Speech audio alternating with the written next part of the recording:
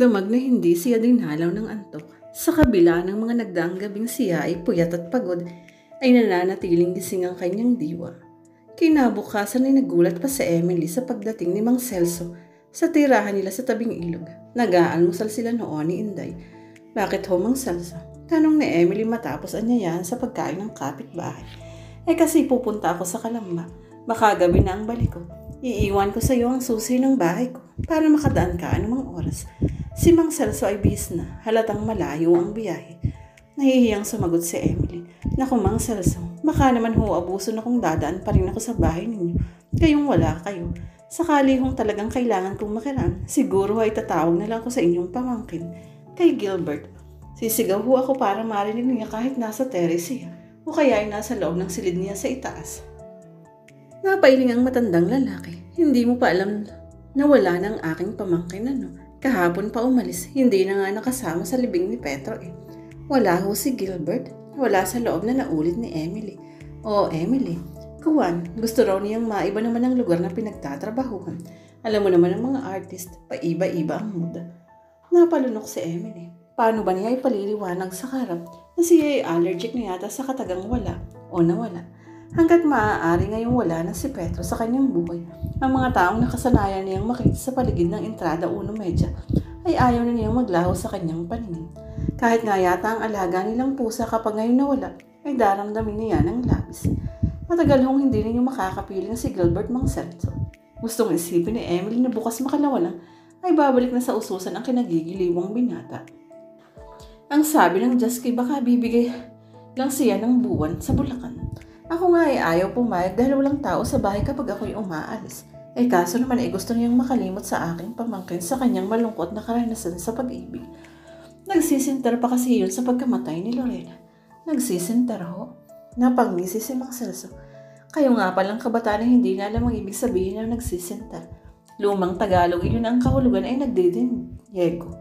Nalinti ka na. Lalong luma pala yun. Kuwan, sa simsimling salita ay nagdaramdam. Ang may malaking sama ng loob. Mahal ho niya si Lorena kaya dinidibdim niya Mang Celso. Muling tanong ng ginang. Hindi nga niya minahal kaya siya nagpapagaling ng sama ng loob. Nagigilty si Gilbert dahil nagkulang siya sa kanyang nobya. Alam niyo na ang kwento ni na Lorena at Gilbert Di ba naibida ko na noon sa inyo? Oo nga pala, Mang Celso. Paano iiwan ko muna sa itong susi ha, Emily? Tumango si Emily. Pilit ng ngumiti. Ikinukubli ang kalungkutan. Ngayon niya naunawaan. Pinakahuling taong nais niyang mawala sa entrada, bukod kay Petro ay si Gilbert. Sa Bulacan pinalipas ni Gilbert ang mga araw, linggo at buwan sa pagpipinta ng sari-saring bagay.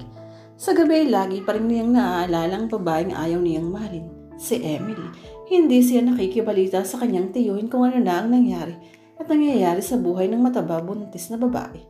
Pero hinuhulaan na niya ang kanyang imahinasyon. Si Emily ay nakapanganak niya. Tansya niya. Marahil ay nasa tirahan ito sa tabing ilog at pinadedede ang sanggol. Umaasa ito sa anumang perang naiwan ni Petro. Matabang matagal pa rin si Emily, hula niya. May kabang nagbabangon sa kanyang puso. Paano na kapag wala ng pera si Emily? Naisip niya. Ang alam pa naman niya ay mahihirap din ang magulang nito. Gaya rin ang mahihirap na kaanak ni Petro. Kung gayon walang ibang paaasahan si Emily kung kanyang nauunawaan. Bigla siyang napatayo mula sa papag na kanahihigaan. Napantaron siya sa malawak na palayang iyon sa Bulacan na nalalatagan ng dilim ng gabi. Si Emily, ganoong kadilim na bukas ang hinaharap. Naisip niya. Naalala niya ang mga lalaking nakapaligid sa entrada. Ang mga ito ay hindi mo masasabing santo sa kabaitan. Di nga ba kasabihan na sa gawing iyon na kapag may nakahantad na asukal, umasa kang umaaligid na ang mga langgam. Si Emily ang asukal, ang mga lalaking mahilig sa mga bata pang byudang langgam. Jesus, kilala niya ang mga langgam. Kabilang na ron si Mang Badong na kung ilang may itsurang byuda na ang pinatos. Ang galit na matandang dahilan ng pagkakatatag ng entrada 1 Media ay mahilig sa mga babaeng nangungulila. Nabatid niya. Naroon din sa may entrada si Ilyo. Si Ilyo ay humigit kumulang sa 50 anyos. May asawa at malalaki na ang mga anak. May pagka-plagueful si Ilyo at ang tinatarget ay mga babaeng huwalay sa asawa, kundi man mga bata pang byuda. Si Ilyo ay nagtatrabaho sa Maynila at younger version ni Eddie Garcia. Ilang byuda na rin ang pinaluha ni Ilyo. Alam niya. Si Bertong Bakal ay isa pa rin sa mga kilala niyang kilabot ng mga byuda. May-ari ng isang auto supply si Berto at kilalang makwarta sa gawin nila. libangan ni Berto ang paliligaw sa mga maitsurang byuda. Naglipa na rin sa may entrada ang mga kabataang lalaki na ang hilig ay ang pagporma sa mga batang ginang, kabilang na ang mga bata pang byuda. Si Emily kahit may katabaan ay malakas ang sex appeal, pag-amin ni Gilbert sa sarili, kung gayon hindi malayong puntahan ito ng mga langgam, naisip ng pintor. Ang ilan na niya ay baka papatol sa mga ito si Emily kung wala ng pagkukunan ng pera ang byuda at ang mga malanggam ay mag-aalok ng ginhawang bigay ng salapi. Hindi malayong mangyari na isusuko rin ni Emily ang dangal, lalo na nga iisipin may binubuhay ng sanggol ito. Jesus, huwag naman po sanang ganun ang mangyari kay Emily, nausal niya. At siya ay natigilan. Ganun nga bang ibinululas niya sa kanyang sarili? Siya ay labis na nag-aalala ngayon sa kapakanan ng matabang byuda. Ayaw niyang mapahamak ito sa kamay ng mga mapagsamantala. Hindi niya nais na pumatol isa sa mga ganid sa laman. Mga tanong iyon na kinatatakutan niyang sagutin, pero hindi na nga niya kayang dayain pang sarili. Sa tagal ng inilagi niya sa Bulacan, halos 2 buwan at kalahati na, ay batid na rin niyang magawang iwag sa isipan ng babaeng ayaw niyang mahalin. Kakatuwa pa nga dahil si Lorena ay madali niyang naiwaksi sa damdamin. Unti-unti niyang natanggap na naunawa ng nangyari kay Lorena ay maaaring kagustuhan na rin ng Diyos. Ipinagdarasal niya ang kaluluwa ng dating nobya at inaalayan ng kaluluwa ito ng lahat niyang mabuting intensyon at gawain. Pero sa kaso ni Emily ay si Rasia. Sa gabi-gabi na nagdaan ay laging sumasagi sa kanyang diwa ang babaeng nakatira sa ususan at gusto na yata niyang mahambal, mangilabot sa kanyang sarili dahil sa kanyang inaasal. Siya na talahangan ng magaganda sa mga babaeng kaakit-akit sexy. Ngayon nagkakagusto sa isang babaeng mataba. Siya na binatang-binata. Ang punteriya ng puso ay isang babaeng may anak at biyuda. Jesus, saan na napunta ang kanyang katinoon? Naitanong niya sa sarili. Ano ba ang katangian man lang ni Emily na dapat niyang mahalin? Di ba kinasusuklaman nga niya ang pagiging palasa nito kay Pedro nung nabubuhay pa ang lalaki? No way, hindi kita mamahalin, Emily, sigaw niya sa kanyang sarili. Unang biyahe ng bus patungong Maynila ang kinalululanan ni Gilbert. Ang may 10 painting na natapos niya sa Bulacan ay dala niya at maayos na nakalulan sa baggage compartment ng sasakyan. Sumuko na siya sa gusto ng kanyang sarili sa nais ng kanyang puso. Uuwi siya sa ususan para mahalin at protektahan at marahil ay suportahan na rin si Emily.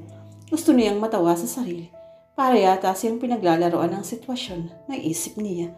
Noong una ay ginamit niya ang kanyang isip sa pagpili sa babaeng mamahalin. Ang resulta, si Lorena ay niligawan niya kahit hindi naman niya mahal. Si Lorena ay may maayos na trabaho, may marangal na pamilya, nakatapos ang pag-aaral. Maganda rin naman at hindi pa mataba. Si Lorena ang practical choice ng kanyang isip. Ngayon ay hindi na utak kundi puso ang nanaig sa kanya. At si Emily nga ang babaeng ibinubulong ng kanyang puso. At aminado na si Gilbert na maaari pala siyang umibig sa isang tulad ni Emily na bukod sa byuda ay may anak na ay mataba pa.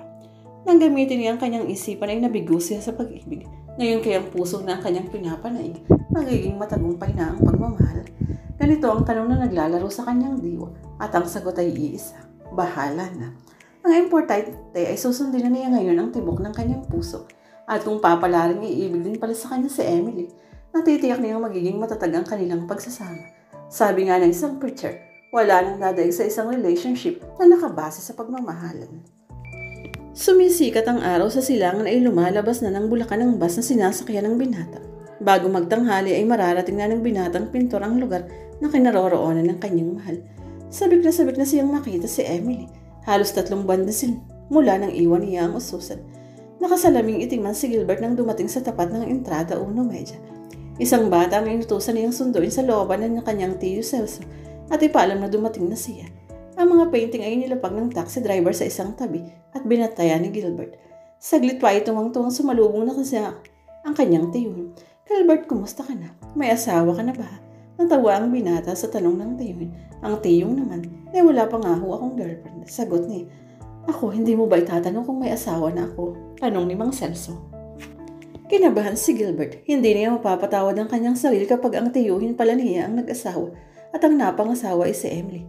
May asawa na ho kayo? Tanong niya sa tiyuhin. Humalakhak si Mang Celso. Sino ang napangasawa niyo? Kinakabahang tanong ni Gilbert. Tinapik siya ng tiyuhin. Loko, bakit naman ako mag-aasawa? Sa edad kong ito, mas mainam na ang nag-iisa ko. Marami naman akong anak na mag-aasikaso sa kakin. Sakaling maratay na ako, diba? Nakahinga si Ana ng maluwag. At least hindi pala naging asawa ng kanyang tiyong Hingbalo, ang babaeng nais na niyang mahalin. Lumapit sa kanila ang mga pamilyar na istambay sa gawing iyon, ang mga binatang sina Simon, Carding at Turo. Gilbert, nagbalik ka na pala. Bati ni Turo. Nabalitaan namin ang sibit mo sa Mega Mall. Sikat ka na ha. Si Carding naman ang pumuli sa kanya. Pumulong si Simon. Paring Gilbert, paambo naman dyan ang pangin mo. Medyo kapos lang ang barkada. Nakangiting dumukot naman si Gilbert. Gayong inisiya sa mga istambay na ito ay hindi naman niya madiretso. At saka gaano na lang ba ang ilang 10 pisong iaabot niya sa tatlo kung maililigtas niya ang mga ito sa pagnanakaw o paggawa ng masama. 50 pesos ang iniabot ni Gilbert sa tatlong istambay. Bilang ganti ay tinulungan naman sila ng mga ito sa paghahatid ng mga painting hanggang sa bahay ni Mang Celso. Pumuntong hininga ang matandang lalaki nang makalis na ang tatlong istambay. Ang mga taong iyan hindi na talaga yata mapipigil sa kalalasing. Huwag mong sasanayang lagi mong binibigyan ng mga lokong iyon, Gilbert. Wala naman ho talaga akong balak na laging pagbigyan ng bisyo nila Tio Celso. Nakisama lang ho ako ngayon. Hindi rin ho naman mainam na mapahiya sa akin ng mga lokong iyon. Ngayon lang ho sila lumapit sa akin. Sa bagay, tama ka rin. Tutal ay maliit na halaga lang naman ang binigay mo. Sumang-ayon na rin ang tiyuhin kay Gilbert. Gustong-gusto nang kamustahin ni Gilbert ang babaeng sanhi ng pagbabalik niya sa ususan. Pero nauunahan siya ng hiya. O marahil ay ng takot. Hindi niya alam kung si Emily ay pumatol na ba sa isang kung sinong mapagsamantala o hindi pa. Natatakot siya sa katotohan. Alam mo bang patay na si Toyang? Balitang tanong na kanyang tiyuhin. Si Aling Toyang na kapitbahay natin, tiyong, yung asawa ni Mang Totong. Ang alam ni Gilbert ay may taning na noon pa man ang buhay ng matandang babae.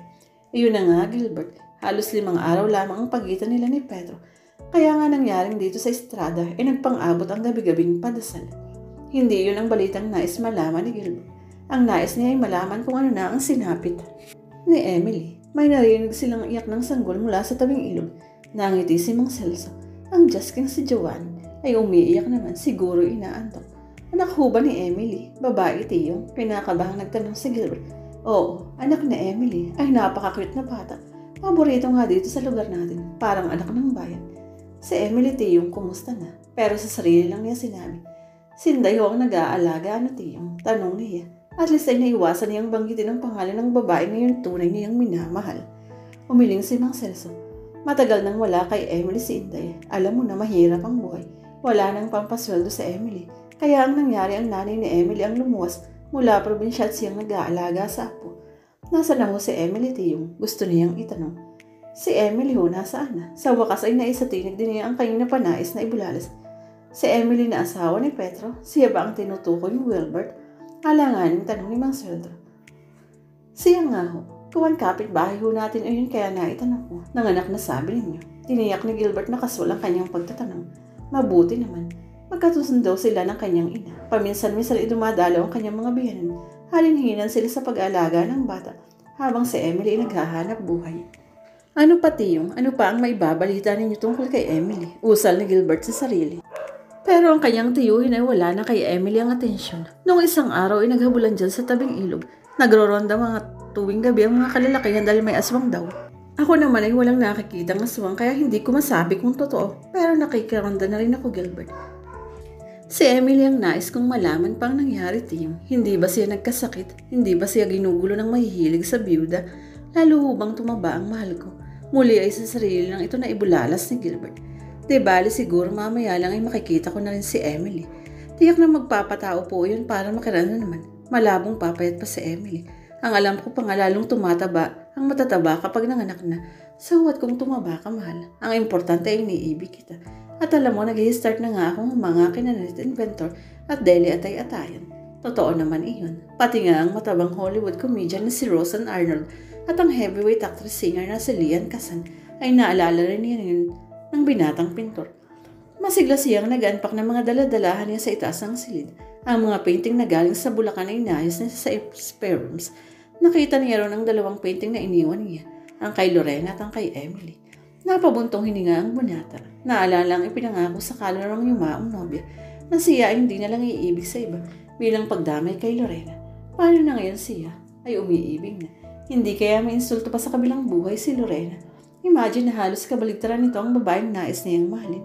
Hindi nakatapos ng college sa Emily. Ang alam niya hanggang second year commerce lang ang nakarating nito. Hindi dalaga si Emily. Hindi slim si Emily. May anak na si Emily. Lorena, mahirap palang pigilin ang pag-ibig. Iba na lang iaali ko sa iyong kaluluwa. Mga good deeds na lang. Lahat ng mabubuti kong intensyon ay gawa. Ipauubaya mo na ulit sa akin ang karapatang magmahal ng iba. Pumikit siya at taimtim na nagdasal. Ibinulong ng kanyang puso na siya ay nakalaya na sa anumang obligasyon kay Lorena at nakadama siya ng kaginhawaan. Binalot niya ang larawan ni Lorena ng nanunubad, naninisi at malungkot. Mula ngayon ay hindi na niya kailangang tingnan ino. Dama niya, napatawad na siya ni Lorena.